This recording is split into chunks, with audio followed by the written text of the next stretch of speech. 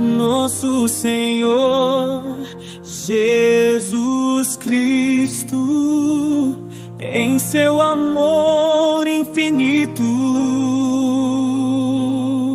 estende as mãos aos pecadores com compaixão e misericórdia. Ó Jesus, teu amor é eterno, perdão e graça nos concedes.